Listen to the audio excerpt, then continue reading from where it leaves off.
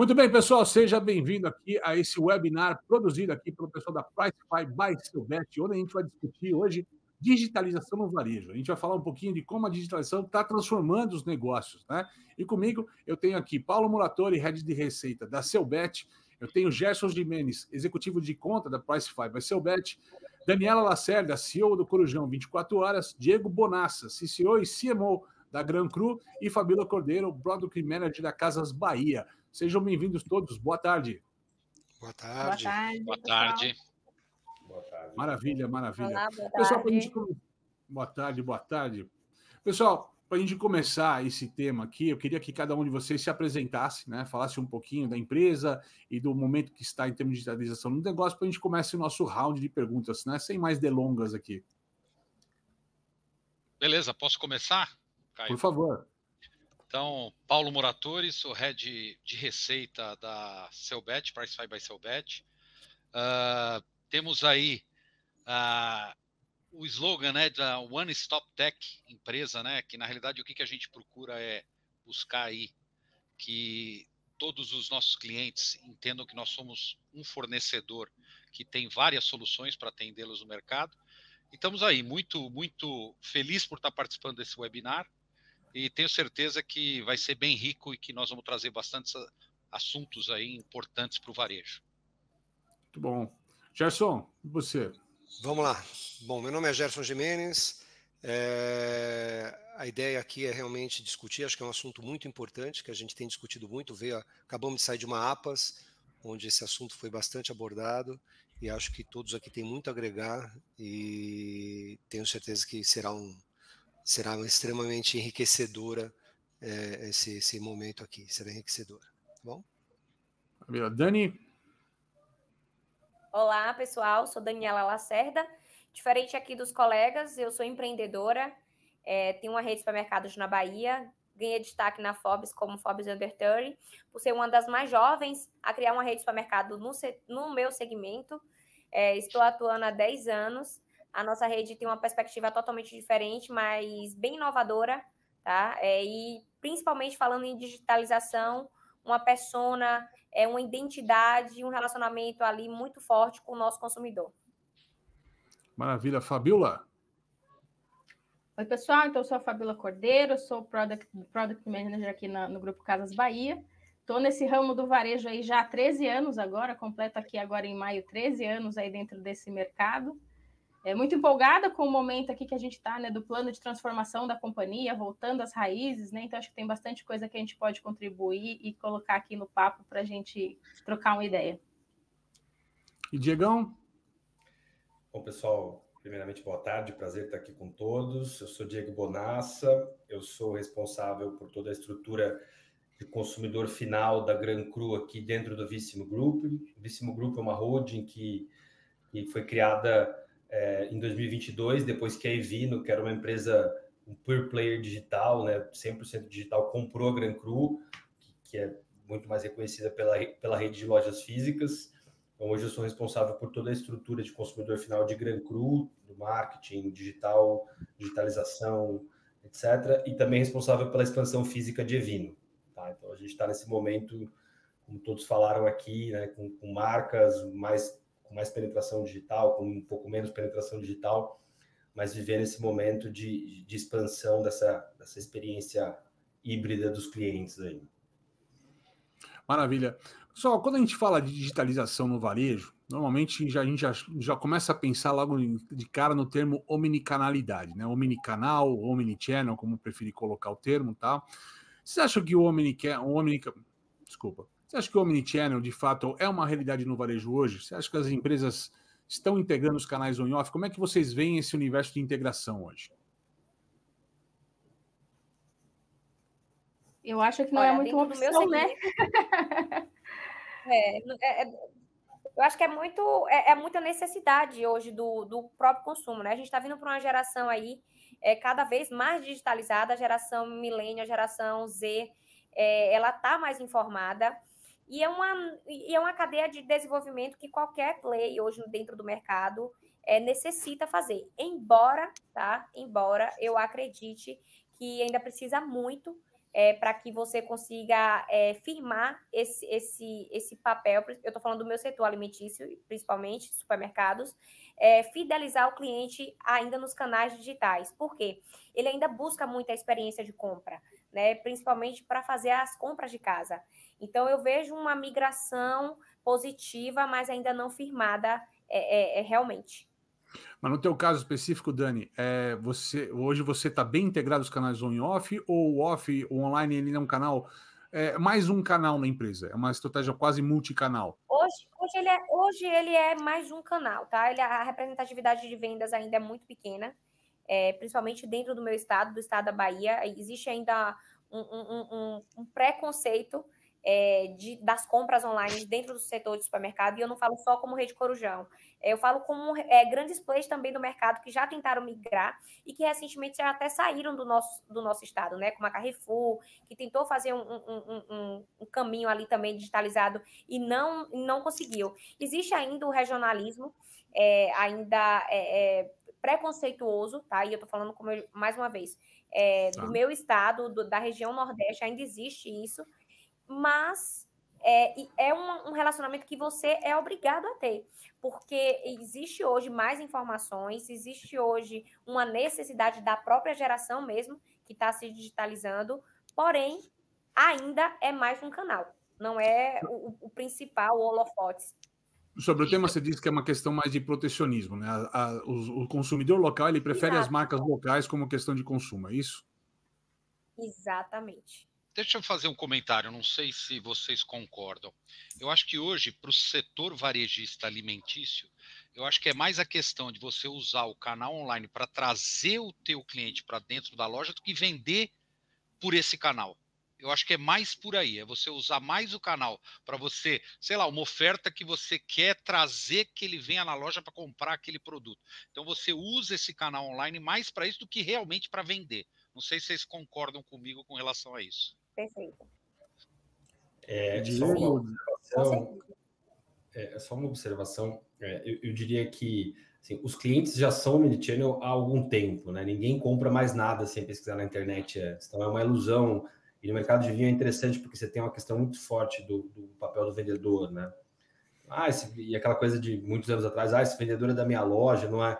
Isso não existe mais, né? O cliente ele já é omnichannel, né? Ele já entra no... Gente, no Mercado Livre eu consulto preço de carro a preço de escova de dente, né? Então, você consulta tudo que você vai comprar online antes de comprar. Então, de fato, eu diria que assim, a jornada do cliente ela já é omnichannel e não tem nada que a gente possa fazer para que ela não seja, né? O que a gente pode fazer, tentar fazer aí cada uma das companhias tentar ter a sua jornada um pouco mais integrada e melhor. Mas eu diria que hoje não existe, ou existem muito poucos negócios que não são efetivamente omnichannel, né? Porque o cara... Que não vão trabalhar o canal digital de alguma forma, né? Exato. Né? A gente fez um teste recentemente aqui bem interessante, né? A gente não tinha esse mapeamento de clientes ainda na Gran Cru.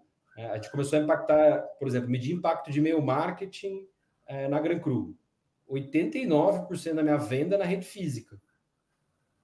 Então a pessoa recebe no digital a informação, mas vai... O digital é a vitrine, né? O celular é a vitrine na mão dele. Vitrine hoje em dia, né? Assim, então, eu acho que esse tipo de dado, para mim, reforça que assim, o cliente ele já é um omnichannel. Agora, a gente tem que tentar, né, adaptar a nossa jornada das companhias ali para atendê-lo, né? Maravilha. Eu acho que esse ponto que o Diego falou, eu acho que esse ponto aqui que o Diego falou é interessantíssimo, porque quando a gente fala de jornada, jornada, né? Não é só a compra o omnichannel, né?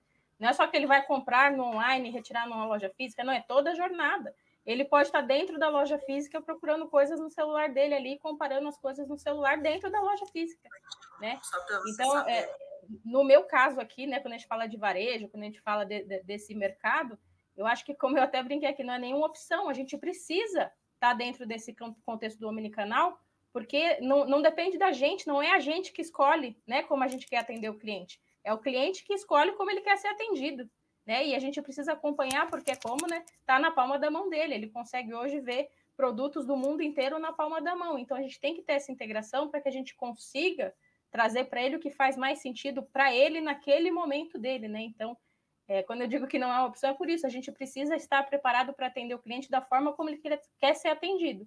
E muitas vezes ele não faz essa distinção do canal, né? Ele está comprando, ele vê a marca, né? Ele vê esse relacionamento que ele tem, e o canal para ele acaba sendo transparente, né? Ele quer realmente comprar, ele quer ter uma jornada, ele quer ser atendido. Então é uma necessidade, eu acho que, claro, com os avanços que a gente sempre vai fazendo em termos de até do próprio cliente, né, do que o cliente quer, das outras, dos concorrentes, de tecnologias, tudo tem uma questão de evolução que eu acho que a gente sempre pode evoluir, né? Eu acho que a gente nunca está totalmente preparado, totalmente sincronizado, porque a gente sempre tem que estar adaptado às novidades. Mas eu acho que, assim, não é uma questão de escolha, a gente precisa estar adaptado e precisa estar preparado para atender, seja qual for o canal, seja qual for o cliente, de acordo com o momento que ele está na jornada dele, né? Perfeito. Gerson, na tua visão, o mundo está mais omnicanal ou a gente ainda está num universo multicanal? Ainda está no multicanal. Eu entendo que existem segmentos, nichos que você realmente trabalha apenas o digital está se sobrepondo à loja física, né? Então, realmente, a pessoa compra pela internet e a gente pode ver nas nossas compras mesmo, né? Agora, quando você pega um varejo alimentar, por exemplo, até o que o Paulo comentou, a ideia é trazer para dentro, porque o varejo alimentar ainda é muito. A pessoa compra pelo digital, se o que ele vai comprar ele entende que não é tão perecível, que ele não precisa escolher, que ele não precisa olhar uma data de vencimento um pouco mais curta.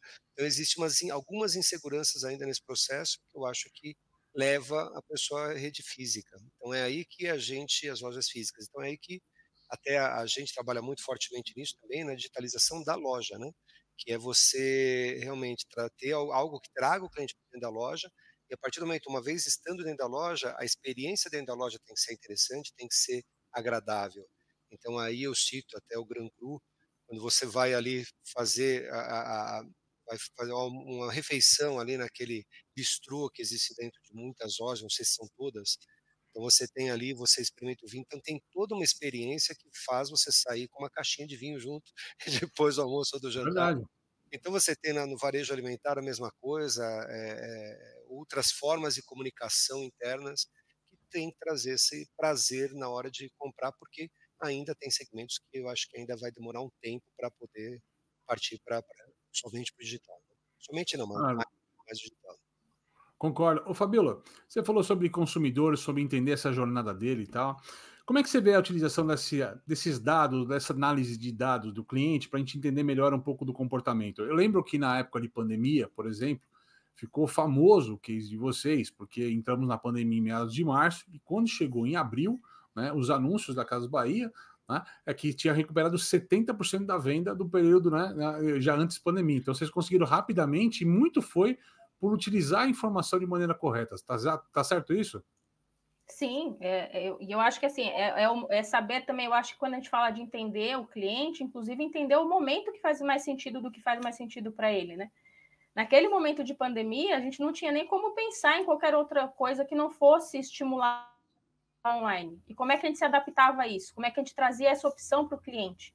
Tanto que na época a gente foi e continua sendo um case de sucesso, né? Todo esse atendimento que a gente faz usando as lojas, usando os vendedores para esse atendimento online do cliente, mas que na época a gente teve assim um boom de clientes que foi a primeira vez que tinham comprado no online, tinha sido através dessa experiência, através, né, do contato do vendedor nesse momento.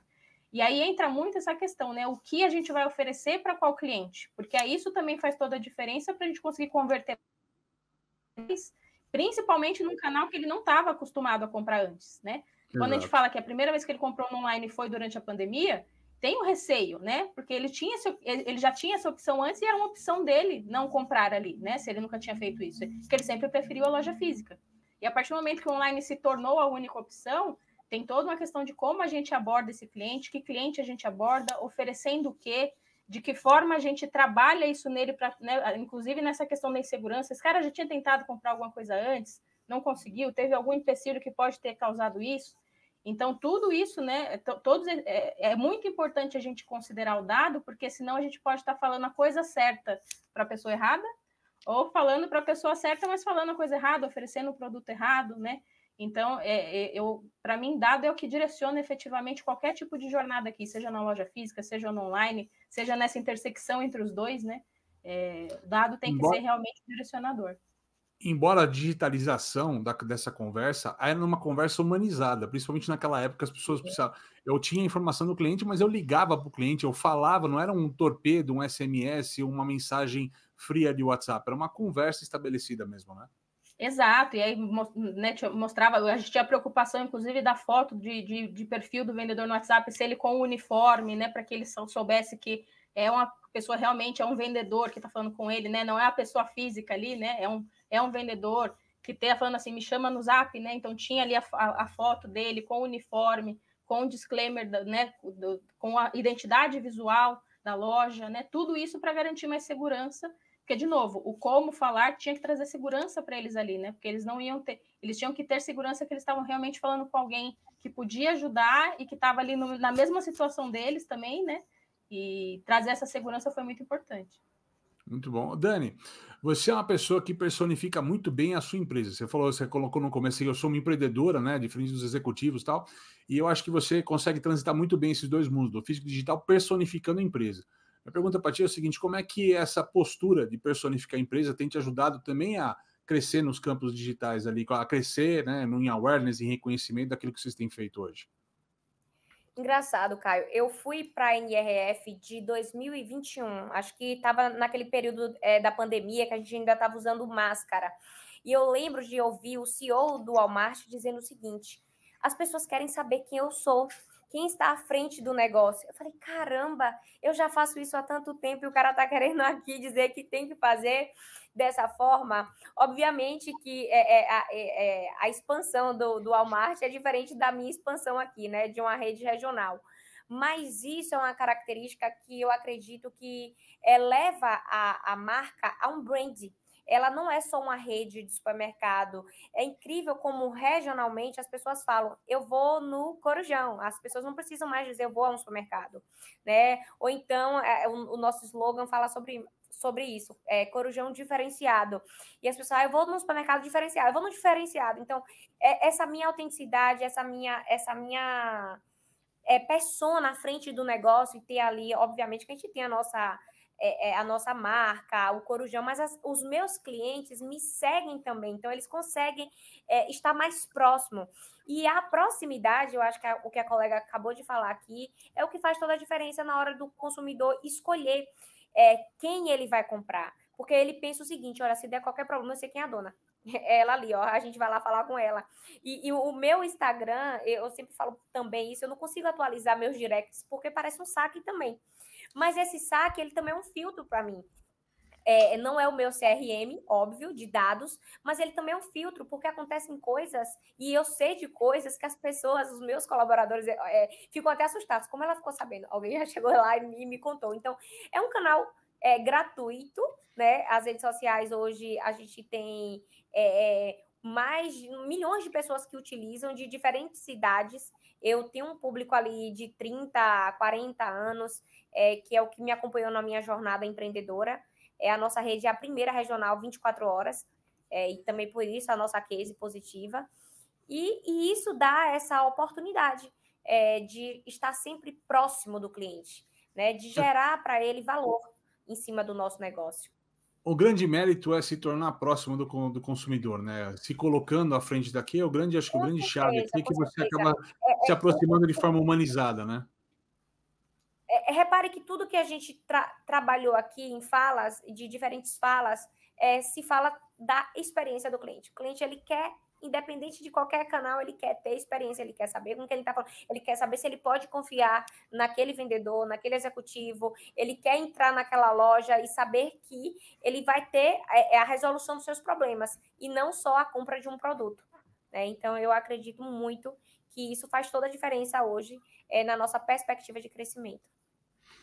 Maravilha. Diego, você contou aqui a história do Víssimo aqui como grupo, né, que veio da Ivino, que é uma empresa 100% digital, e juntou-se a Gran Cru, que é uma empresa mais reconhecida pela operação física no tudo. E como é que esse contexto de união, né, tem favorecido vocês nesse campo digital? Como é que isso tem feito a Gran Cru se destacar no mercado hoje?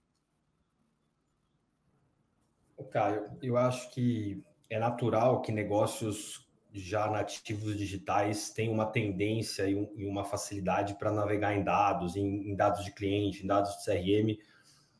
Isso já nasce estruturado, né? Às vezes eu brinco que, né, um e-commerce é mais uma loja, né? Então a gente tem o nosso e-commerce aqui, a gente tem 2, né? São muito grandes, mas ele não deixa de ser mais uma loja e que você tem todos os dados de consumo, de interação, você consegue saber se o cara clicou, se ele abriu, se ele não abriu. É o sonho da loja física, né?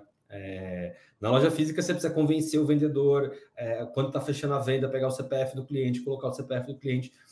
Então, você tem uma diferença muito grande, mas eu acho que esse ponto é um dos principais.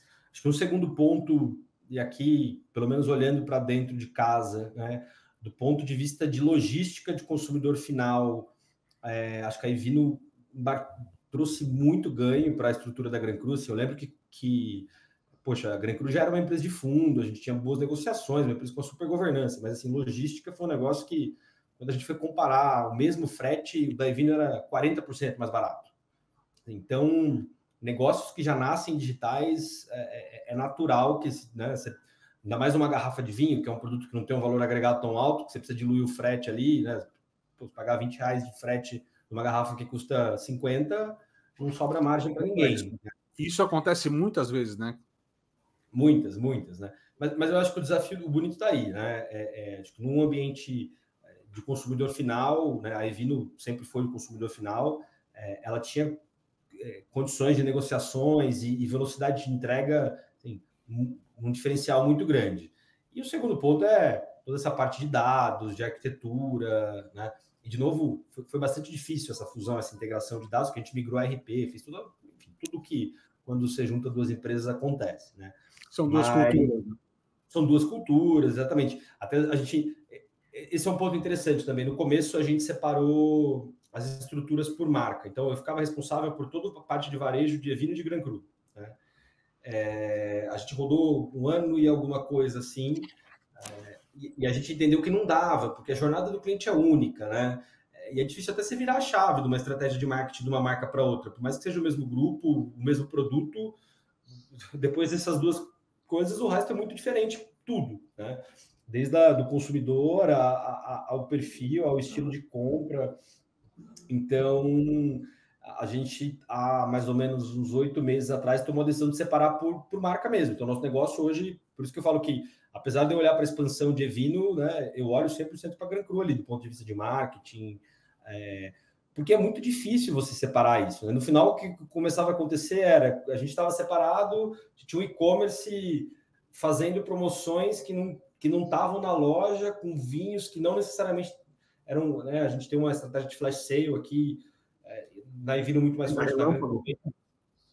Aí esse negócio começou a tomar uma proporção enorme no e-commerce da Gran Cru, que não fazia sentido para o cliente. O cliente olhava e falava, poxa, mas isso não faz sentido, não é assim que eu interajo com essa marca, né?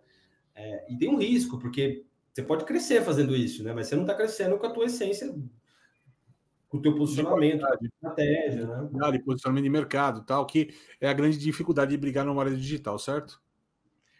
Exato, mas aí quando a gente separou por jornada, né, aí vem outros desafios quando você faz isso, mas a tendência é ficar muito melhor. E aí a gente tentando olhar, né, a Evino, poxa, tem uma inteligência de dados e parte de KPIs fora da curva, assim, de clusterização de cliente.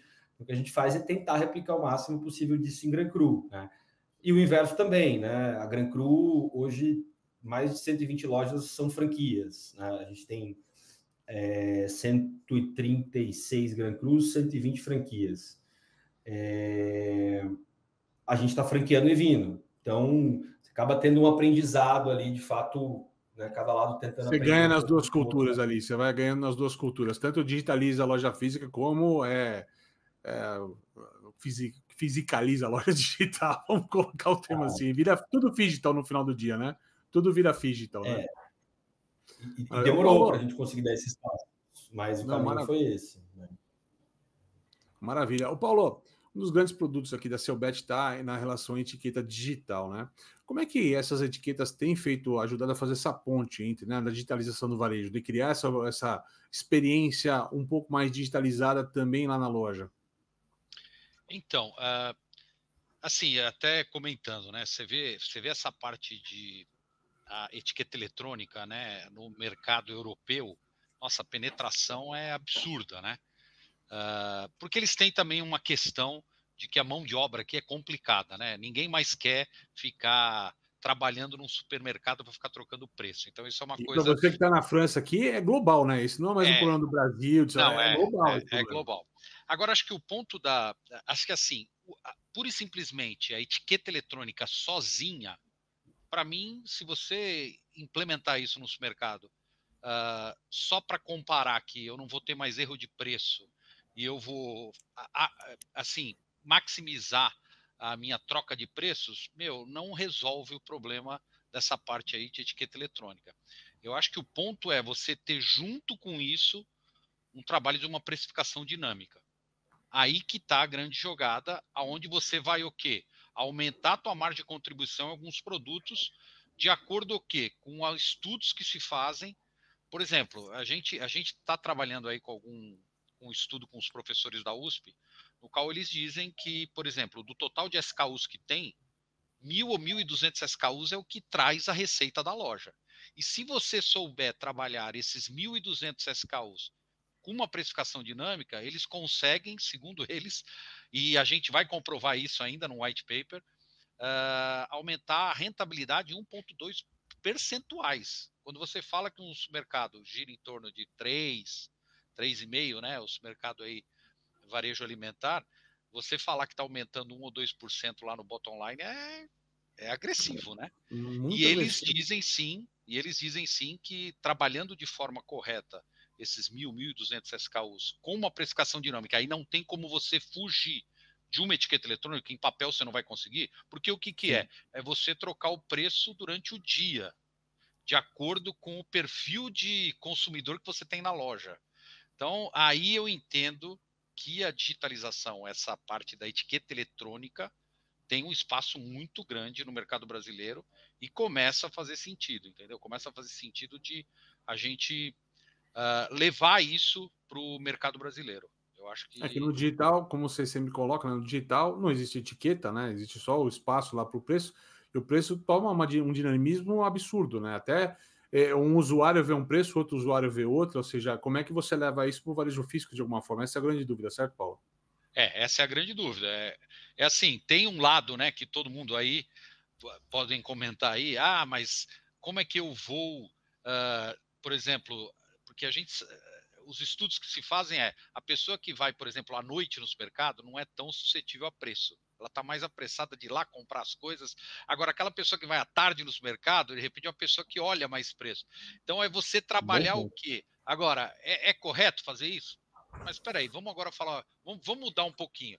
Quantas vezes que você pega uma ponte aérea que o cara que está do teu lado pagou R$ 300 e você pagou 2.500? É É verdade. injusto? É injusto isso? Não, acho que é um ponto que você pode trabalhar, entendeu? Então, eu acho que essa questão da etiqueta eletrônica, junto com uma precificação dinâmica, eu acho que aí é um produto bem interessante para o mercado. Bom, Gerson, quando a gente fala em tendências aí do varejo, nesse campo de digitalização, o que você tem observado no mercado como um todo hoje? Legal, Caio. Eu tenho contato com muitos clientes, eu acho que é importante aí a gente também dividir. A gente tem redes que eu vejo redes que estão bastante avançadas tecnologicamente e outras redes que estão um passo atrás. Então, pensando em tendências, pensando no que já tem hoje, até usando como exemplo a APAS do ano passado, eu recebi muitos clientes que olhavam a etiqueta eletrônica, olhavam o digital signage mesmo, ainda como algo a ser colocado, ainda como uma inovação, algo ainda não Longe, né? palpável, distante, exatamente. Agora não, nessa última APAS eu recebi muitos clientes, muitos prospects, e todos que estavam lá estavam amadurecidos, a ideia já está amadurecida, eles já conhecem a solução, então eu acho que para esses que estão a um passo um pouco atrás, aí, vamos dizer, eles já estão evoluindo nessa parte. Então, acho que a tendência é correr atrás do prejuízo para essas redes, começar a investir mais em digital signage. A gente sabe das vantagens de um cartaz digital. Então, a gente tem, hoje, a Pricefy, ela tem essa solução, a gente pode colocar o mesmo cartaz que está ali impresso estático, ele pode estar na tela digital com movimento, tem muito mais atratividade para o cliente. Então, ele trabalha isso, trabalha a etiqueta eletrônica, trabalha a rádio indoor para falar a promoção, de uma forma mais ágil, não depende de uma gravação. Então, a gente tem uma série de soluções que justamente ajudam nisso, e essa eu acho que é uma tendência. Já olhando para as redes que já estão mais avançadas, aí eu uso um pouco o que o Diego falou, que foi em relação aquela do digital, você ter os dados do cliente. Então aí a gente já começa a pensar, e nós estamos trabalhando para isso, que é ter soluções com câmeras que você identifica cliente. Claro que isso tem toda essa conotação da LGPD, que tem que tomar cuidado com isso em relação à aprovação, mas você tem como fazer identificação de perfil, de idade. Então, você começa a ter outras formas de trabalhar. Hoje a gente fala que esses produtos que existem de digitais que a gente implanta, ela leva a informação para o cliente. Agora o que a gente quer é buscar trazer informação do shopper para cá. Então, como que a gente consegue trazer? Justamente com isso. Dessa forma a gente consegue identificar quais são os produtos, a gente começa a trabalhar, a apoiar as redes de varejo no lado estratégico. A gente sai do só para mostrar as promoções, a gente começa a ajudar na estratégia.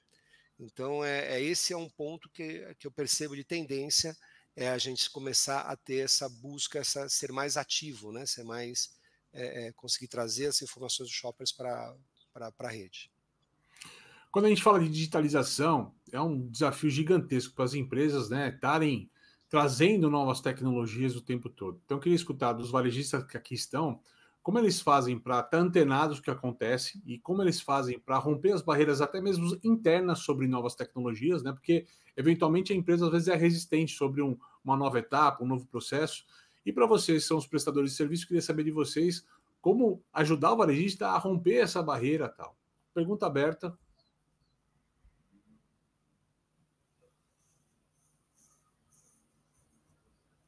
Bom, eu acho que assim, eu acho que assim, o grande ponto acho que é o que a gente está falando aqui, né? Dado é tudo. Inclusive nesse ponto, para a gente conseguir justificar novas tecnologias, conseguir romper alguns preconceitos que pode existir em relação a isso, ou até mesmo, né, algumas burocracias que a gente sabe que ainda existem quando a gente fala, né, de trazer novos conceitos, novas tecnologias. Eu acho que a parte dos dados inclusive uma parte também muito importante disso. Porque não adianta você justificar somente com, olha, está em alta, né? A gente precisa entender, cara, qual que é o valor que eu vou conseguir tirar disso. Então, eu troco muito aqui internamente, aqui dentro da companhia, né? No sentido de, cara, qual que é o desafio que a gente quer cumprir com isso? E o quanto a tecnologia consegue nos ajudar a fazer isso. Não adianta também a gente colocar a tecnologia sem propósito, né? Tecnologia só por tecnologia. Ela tem que ser aliada para a gente conseguir resolver alguma coisa ou conseguir impulsionar alguma coisa, né? Então, eu acho que os principais pontos é a gente entender o porquê a gente está querendo agregar tecnologia, não simplesmente colocar tecnologia para falar que, olha, sou tecnológico, porque isso nunca vai conseguir se justificar, né? Se a gente não tem um propósito, não tem um direcionamento do porquê a tecnologia está fazendo parte do dia a dia, a gente não consegue justificar. A partir do momento que a gente tem o desafio bem colocado, né, cara, é isso que a gente quer resolver, é isso que a gente quer impulsionar, e a tecnologia pode nos ajudar com isso, é conseguir coletar, e acho que vem muito dessa fala aqui, né, de a gente conseguir também agora passar a coletar também o que a tecnologia traz para a gente, para justificar, olha, a gente conseguiu realmente atingir o que a gente precisava e até mais, outros insights que surgiram, outros pontos que surgiram a partir da tecnologia voltando para a gente como dado.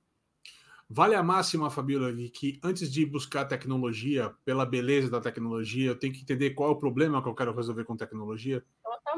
Totalmente. É que nem a gente sempre fala, né? Quando a gente fala até de automatizar processo. Se eu automatizo um processo ruim, um processo errado, minha automatização não está valendo de nada, né? Assim, eu estou automatizando um processo ruim. Eu deveria automatizar, tornar esse processo bom, né? Entender qual que é o melhor processo, aí sim automatizar. A tecnologia é a mesma coisa, né? Não adianta eu colocar ali simplesmente para estar antenado, para falar que eu tô alinhado com a tecnologia, se ela não me traz resultado ou se ela não resolve nada para mim, né? Então, a gente precisa entender o porquê que a gente precisa da tecnologia, e aí sim a gente consegue entender que tecnologia vai conseguir ajudar a gente nisso, né? Porque as opções são vastas, né? Exato. Ô, Dani, no seu caso específico, que você é a máxima liderança da empresa, né? Ou seja, você tem passe livre para tentar o tempo todo, ou mesmo assim você tem que ter convencer alguns stakeholders ali dentro da sua empresa, e como é que você faz para se adequar a isso? Quando que a Dani fala assim, ó, agora eu vou tentar isso aqui, ou isso vale a pena? Olha, as iniciativas aqui, é óbvio que a gente toma em conjunto. Hoje eu tenho meu esposo como sócio também no grupo, mas principalmente ouvir, tá? Até porque hoje o meu papel aqui, ele é decisivo, mas existe o operacional, existe o setor comercial, existem outras demandas que me impedem de abrilhantar a minha mente, permitir que minha mente empreendedora, criativa, haja sozinha. Então, assim, é um conjunto realmente de iniciativas, tentando entender o mercado muito volátil e rápido de varejo, que muda a todo instante. Estamos no terceiro setor, a gente depende ali do primeiro, que é o agro, né, que sofreu alterações absurdas de 2023 para 2024 dentro do Brasil. Tende a ter um ano complexo, né, com a situação do Sul, né? Tende a ter um ano ainda mais complexo agora com o agravamento do Sul, né? Exatamente. Isso a gente acabou de receber aqui recente a ligação de um fornecedor da gente de um produto de curva A, que ele vai ficar quase 15 dias sem entregar. Então, assim, a gente tem as lojas para abastecer, tem as franquias, e a gente vai tentar se virar com o que tem, limitando para cada um que a gente consegue transmitir. Mas, verdadeiramente, as iniciativas aqui são tomadas em conjunto. Óbvio que tem coisas que eu acho numa perspectiva muito mais pessoal também, mas sempre em conjunto, sempre ouvindo os demais colegas, os demais parceiros também, para fazer o que é certo. Agora, tem hora que aquele feeling do empresário, do empreendedor, tem que contar mais do que o racional de uma tabela, uma conversa ali com o pessoal, né? Ou não? Sim, às vezes o DRS, quando a gente puxa, tá uma... é melhor não ser tão Daniela, assim, empreendedora, é melhor olhar só os números. E aí, quando eu ajo intuitivamente, né, é o que resolve. É que no próximo mês dá uma subida em uma categoria que a gente já estava ali dentro de um risco, de uma zona de risco. É uma das coisas que os colegas também falaram aí, que eu presto muita atenção, dentro do mercado de varejo de alimentos, essa necessidade do cliente estar sempre aqui, no físico. Então, a gente está sempre buscando inovar, trazer um ambiente mais agradável. Hoje, a gente treina muito os nossos colaboradores, à frente de loja, né, a ter essa perspectiva positiva ali com o cliente, embora a gente trabalhe bem os canais digitais, o Omnichannel, que é essa caminhada mesmo, para que seja perpetuada aqui, junto com o piso de loja, junto com o operacional, para que ele realmente firme e entenda que o lugar certo e a escolha certa foi feita. Diego, no teu caso aqui, né, é uma empresa com duas culturas diferentes, é um grande grupo hoje. Como é que vocês fazem para trazer a inovação para dentro do negócio aqui? Como é que é a discussão que tem que ser interna às vezes ali? Cara, é interessante, né? Porque acho que isso tem que estar na alta liderança da empresa. Acho que uma vantagem hoje é que o Leal, que é o CEO da empresa, um dos CEOs, a gente tem 2 CEOs, ele é um cara super de tecnologia, ele foi o CTO, inclusive, durante a transição ali, quando a Evino comprou, né? Ele é um dos fundadores da Evino, e a gente estava numa conversa, ele é um cara super que incentiva o uso de inteligência artificial, etc. Ele até brinca que às vezes tem que dosar, né? Porque se tem um presidente cobrando alguém disso, a pessoa vai e sai, né, fazendo, né? Mas ao mesmo tempo é muito bom, porque à medida que, quando a gente pensa aqui, por exemplo, num OMS, num WMS, que antes demorava 3, 4 anos para implementar, com AI hoje em dia, sim, você vai fazer coisas em semanas, né? Coisas, e sim, e essa curva de evolução, ela vai...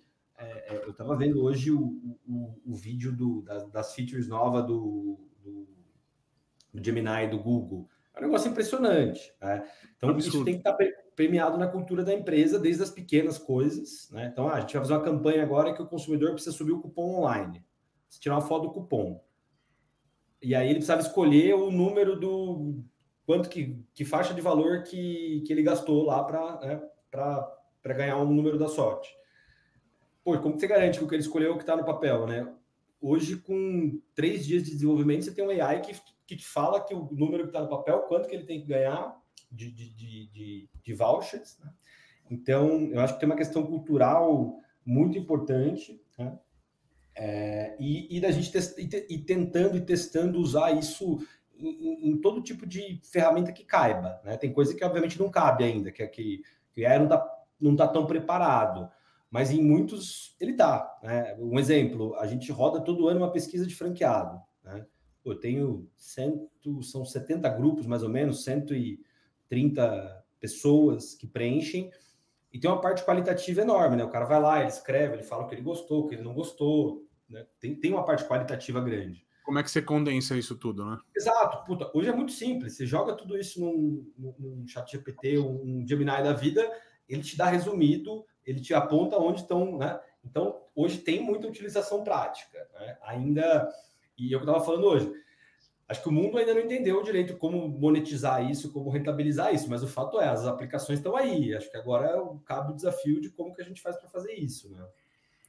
Maravilha. Paulo, Gerson, para vocês que são os prestadores de serviço, né, donos da tecnologia, primeiro, como é que vocês olham internamente, como é que vocês trazem novidade ou inovação para o que vocês têm internamente e como convencer o varejista, né, a que essa nova tecnologia ou uma nova aposta faz sentido?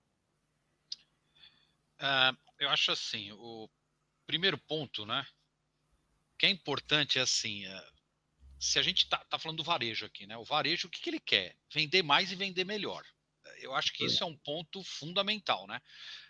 Quando você fala de tecnologia, eu acho que tem a questão do ROI, o Return on Investment. Você tem que saber que aquilo que você está trazendo para o seu cliente é algo que realmente vai trazer para ele um resultado. Porque pura e simplesmente colocar tecnologia por colocar, eu acho que também às vezes você pode dar com os burros na água, né? Então eu acho que vale muito nós, como do outro lado, é estarmos abertos para o quê? Aí tá viajando muito, participar de muitas feiras e tentar realmente você buscar aquilo que você entende que para os nossos clientes vai ser algo inovador e que vai trazer, no final das contas, o quê? Mais vendas e uma venda melhor. Eu gostaria de até colocar aqui um ponto. Nós tivemos recentemente participando de uma APAS no México, e com um stand da Pricefy lá, e eu vim a conhecer uma tecnologia que nós estamos trazendo para o Brasil. Acho que aí passa um pouquinho qual é o nosso conceito como fornecedor de tecnologia. É o quê? Ir lá fora, ver o que realmente, pincelar aquilo que você entende que é melhor e você trazer isso para dentro do Brasil para poder fornecer para os nossos clientes. E eu vou te falar, um caso que eu vi que é espetacular, porque assim, quando a gente pensa no varejo físico, o que é fundamental? É você saber quem é seu cliente antes de ele começar a comprar. Vocês concordam comigo? Isso é um desafio enorme. Fundamental. Fundamental. E hoje você só sabe quando ele está indo embora, que ele pega e vai fazer a conta se ele for participante de um clube ou não, correto? Nós vimos uma tecnologia que é um carrinho inteligente, que nós estamos trazendo para o Brasil, que a pessoa, para ela usar esse carrinho inteligente, eu não vou abrir aqui porque ainda nós não estamos totalmente fechados, mas só para você ter uma ideia, a primeira coisa que ela tem que fazer, ela tem que se identificar. O fato de ela se identificar antes, mudou o conceito total, porque, você consegue aí trabalhar os dados, consegue fazer promoções Porque não é sobre o carrinho, né? personalizadas. Não é sobre um carrinho, é sobre conhecer o consumidor, a experiência dele na loja física, né? Então o carrinho ele é só um meio ali, né? Então, olha para você ver, aí é o nosso posicionamento. A gente olhou aquilo, falou, perfeito. O que o varejista alimentar, que é o nosso grande segmento hoje, vamos dizer assim, o varejista alimentar, também temos a parte de eletrodomésticos, mas assim, é o quê? É realmente você conseguir agregar valor no ponto de vista do quê? Porque no final das contas, o que você quer? Que aquele carrinho ele tenha uma margem de contribuição maior. E como é que você consegue fazer isso? Se você conhecer antes o seu cliente, nossa, muda completamente a forma, né, de como você vai trabalhar aquela venda. Então, a gente se posiciona dessa forma. É ir no mercado, ver o que tem de melhor tecnologia e trazer para dentro para a gente poder oferecer e fazer com que os nossos clientes possam ter o que no final? Uma rentabilidade maior e vendas mais assertivas, né? Melhores. Gerson, na tua visão, cara, como é que você vê isso? Como é que traz novas tecnologias e principalmente como é que a gente leva isso para o varejista? É a questão da informação, é a questão do dado mesmo? Isso é importantíssimo, Caio. A gente, complementando um pouco o que o Paulo falou, acho que o que a Pricefy ela trabalha muito fortemente. A gente fala de experiência do cliente, o varejista é o nosso cliente e a gente busca trazer isso também para o nosso cliente, que é o varejista, essa experiência. De que forma? Nós trabalhamos de forma muito customizada. Então o cliente ele é tratado aqui, a gente entende a dor dele e a gente nós não trabalhamos com produto de prateleira, a gente busca realmente entender a necessidade dele e desenvolver a ferramenta, ou trazer o produto da forma como é a melhor para ele.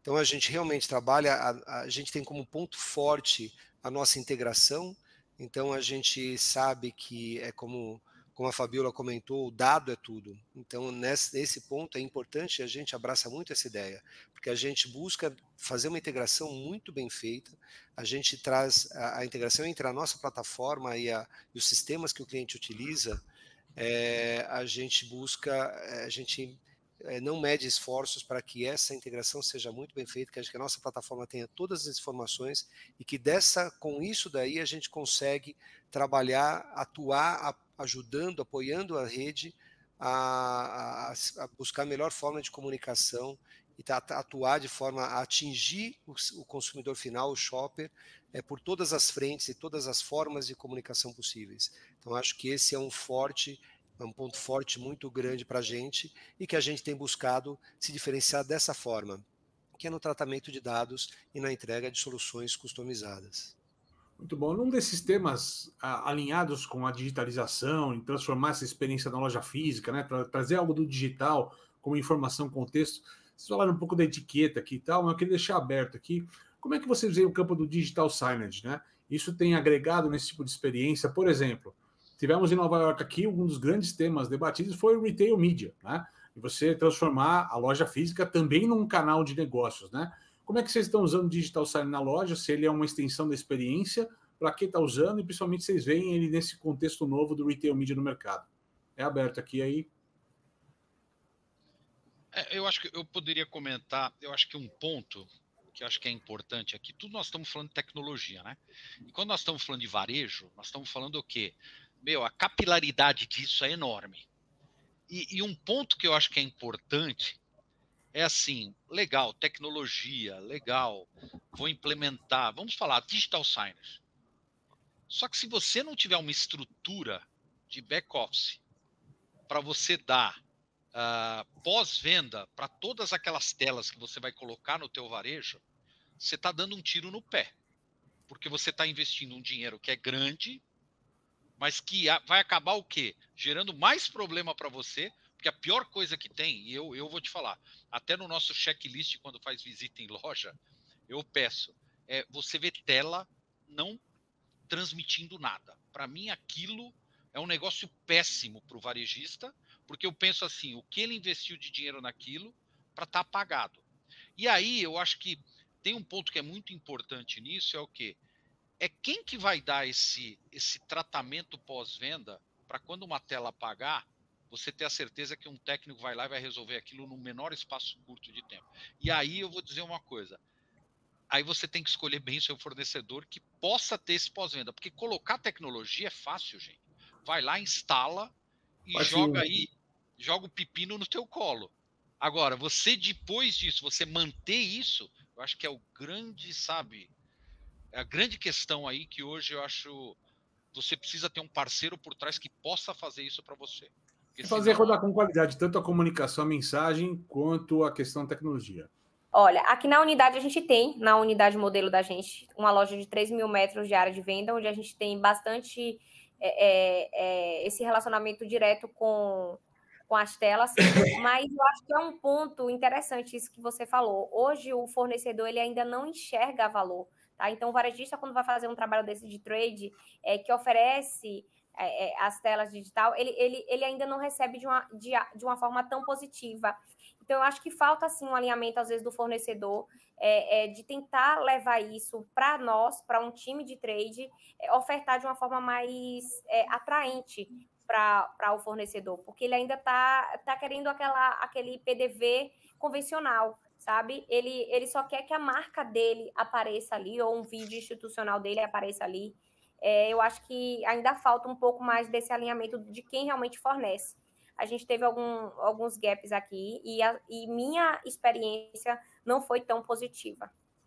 Perfeito. Dani, no teu caso específico, que é um supermercadista, você falou que está muito com a questão do trade ligado. Quando a gente fala do tema retail media, vocês já estão vendo de forma diferente ou ainda é uma questão que está mais enraizada no trade aqui, não desenvolveu ainda? O Corujão ainda não é um canal de mídia ainda para marcas. Não é um canal ainda. Ainda está enraizada, com certeza, ainda no trade.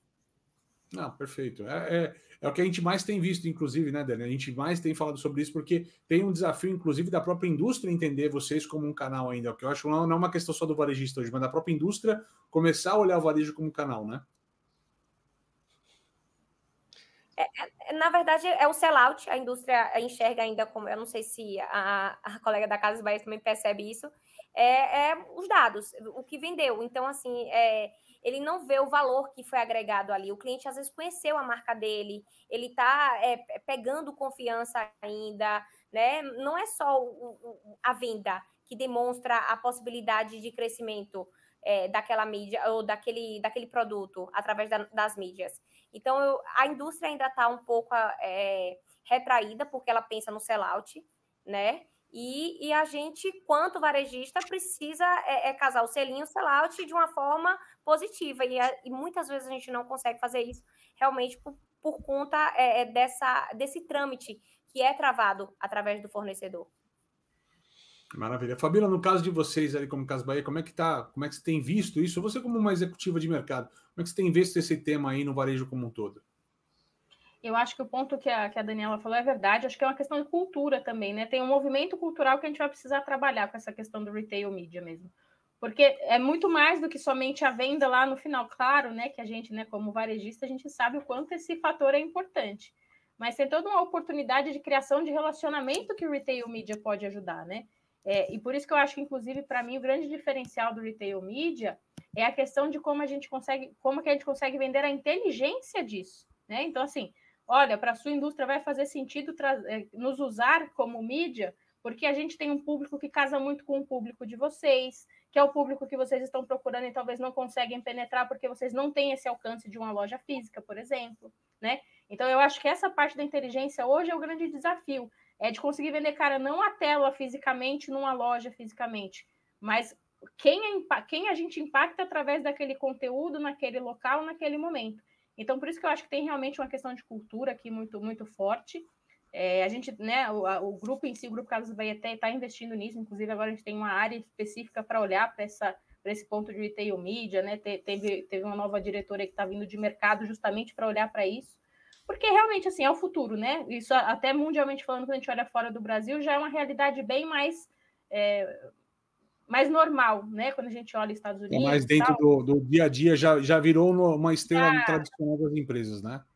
Já virou um by the book deles ali e a gente ainda está nesse movimento de chegar nessa curva, né? Então, por isso que eu acho que, como a gente ainda está nesse movimento, a cultura ainda talvez seja um ponto da gente ver que não é simplesmente a venda em si, mas, cara, tem uma oportunidade muito grande de relacionamento nisso também. Né?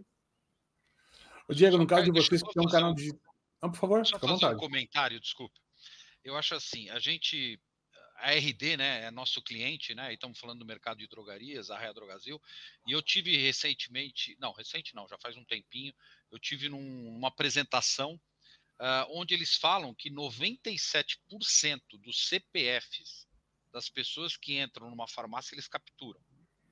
Aí que você começa a ver o seguinte, acho que o retail media ele está muito linkado com a informação que você tem na mão para poder aí sim clusterizar os teus clientes e aí você conseguir vender essa informação e trazer uma receita nova para dentro de casa. Esse é que é o grande ponto. Eu acho que isso, que todas essas grandes redes, que tem várias pessoas que passam todos os dias dentro das lojas, é isso que você precisa ter para conseguir aí sim trazer a indústria e colocar dinheiro.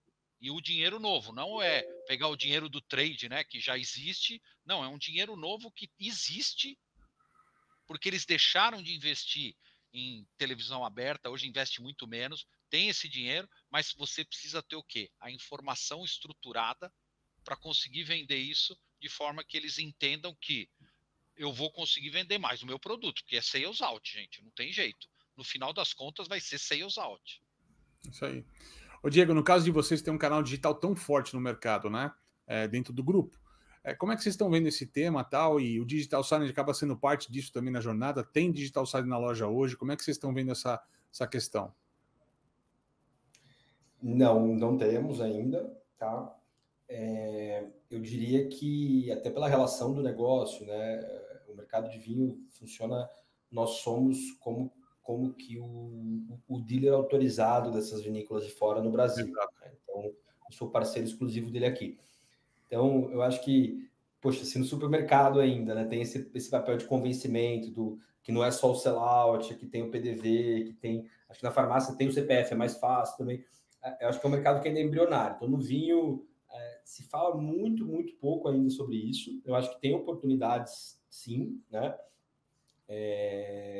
Mas ainda é algo bastante incipiente, assim, até porque isso tem poucas marcas de vinho conhecidas efetivamente no Brasil, né? Então, a Evino é muito mais conhecida do que muitas marcas de vinho, que a maioria das marcas de vinho, né?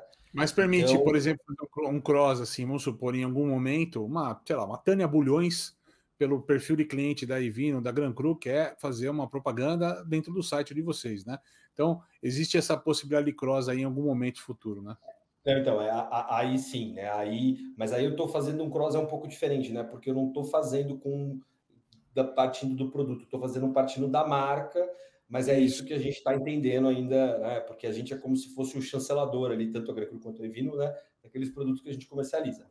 Mas a gente discute isso, mas ainda é algo bastante embrionário também, porque é algo muito novo, de fato, né?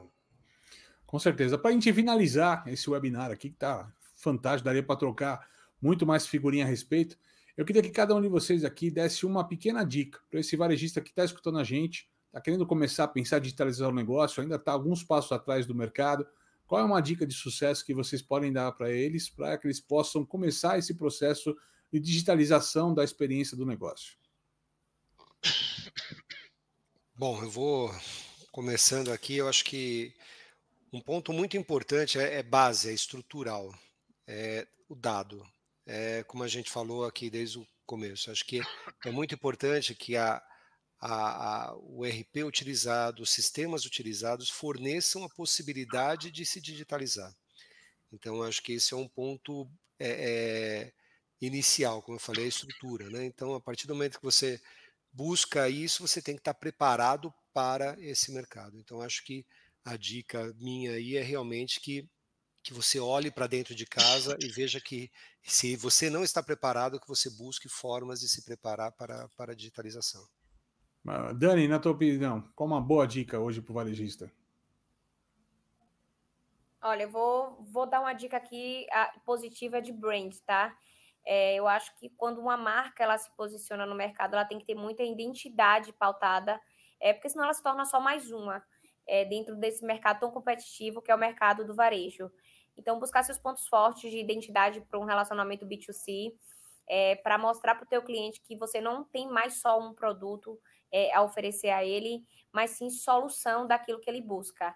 Eu acho que isso é um compromisso que a gente tem hoje dentro do varejo aqui da nossa rede de supermercado e que é muito positiva e que inspira também, eu tenho certeza, outros por aí e você que está aqui nos acompanhando. Com certeza você é uma referência, minha amiga. Fabíola, e você, qual é uma dica bacana para a gente dar para o pessoal que está começando a digitalizar o negócio? Eu acho que no primeiro momento, acho que até pegando o que a gente falou aqui, é foco, né? Assim, tenha foco no que você quer resolver. A gente sabe quando a gente fala, né, nesse mundo de varejo, tem várias coisas sempre que a gente pode resolver, que a gente pode melhorar, é uma busca constante de melhoria. Mas eu acho que foco no que faz mais sentido resolver, no que vai te trazer mais retorno em relação a isso. O quanto essa digitalização pode impactar nesse sentido, né? Pode te ajudar a vencer esse desafio, a melhorar esse cenário que você entende que é o mais prioritário. E acho que principalmente, né, quando a gente sempre fala, cara, usa a tecnologia, mas não somente por usar, né, que a gente até falou aqui, tem que ter propósito, acho que a grande palavra é isso, faça a digitalização, procure isso, mas com propósito, porque para você conseguir manter, justificar e sustentar, é preciso ter propósito. Então, é muito importante que você também entenda para quem você está disponibilizando essa tecnologia. Cara, isso é para melhorar o dia a dia do time da loja? É para melhorar já o dia do cliente? É para melhorar a experiência de quem, né? Então, acho que tem que ter muito na cabeça como a gente vai digitalizar, o que a gente quer atingir e, principalmente, para quem nós estamos fazendo, quem que vai ser, no final das contas, que vai ser o grande impactado com isso, porque a percepção dele tem que estar muito em linha com o que você está fazendo para que realmente seja algo que perpetue, né, e efetivamente fique garantido aí na operação. Perfeito. Diego, na tua visão? Acho que tem um ponto importante que no processo de digitalização sempre existe muita resistência, né? E sempre vai existir porque as respostas elas não estão dadas, né? A gente está num processo de construindo essas respostas e nem sempre esse processo, né, a gente tem paciência para isso, a gente muitas vezes acha que tem as respostas. Então, assim, e vou dar um exemplo prático aqui, né? Da insistência ali de, poxa, a resposta não é essa, vamos tentar um outro caminho, né? Na Gran Cru, as pessoas nem sabem direito, mas hoje o clube de assinatura da Gran Cru é um negócio que já representa perto de 30% do nosso sellout já, né? Era um negócio que cresceu nos últimos anos, cresceu 10 vezes. Era um negócio que... E sempre foi um side business para a gente. Era um negócio que tinha... a gente, inclusive, operava um clube de um parceiro que a gente resolveu fechar em 2019. Olha que loucura, né? E aí, em 2020, a gente falou, opa, peraí, né?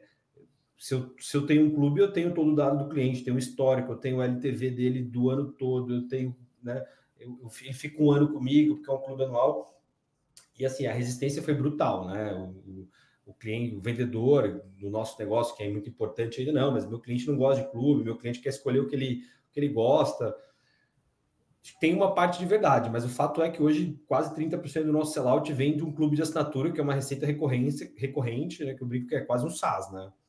Então, se a gente não tivesse insistido um pouquinho ali, a gente ia achar até hoje que, beleza, né? Na Gran Cru, como é um perfil de consumo um pouco mais elaborado, o cara não quer ter clube, ele quer escolher. A gente vê que não é bem assim. Então, eu acho que tem muita resistência no caminho. Acho que muito diálogo, com muita troca ali, vai encontrando as respostas, porque elas não estão dadas. Maravilha. E Paulo, sua dica final para a gente fechar esse webinar aqui, como é que eu digitalizo meu negócio? Então, eu acho assim, a digitalização é algo que vai acontecer, esse é meu ponto. A gente não sabe quando, né? É mais antes, depois, mas vai acontecer. Eu acho que eu vou trazer aqui para um lado assim mais operacional e você saber escolher o fornecedor com quem você vai fazer essa digitalização. Porque senão, às vezes, você pode ter tudo, mas pelo básico, pelo operacional, você dá com os burros na água porque a coisa não funcionou, porque você não teve um back-office, não teve um serviço para atender essa tua demanda. Então, o que eu diria assim, escolha o parceiro correto para você fazer essa digitalização, porque não é tão simples assim, envolve hardware, envolve software, envolve integrações, e se você não tiver isso, realmente você pode, às vezes, estar matando algo, não pelo fato de que não iria funcionar, né?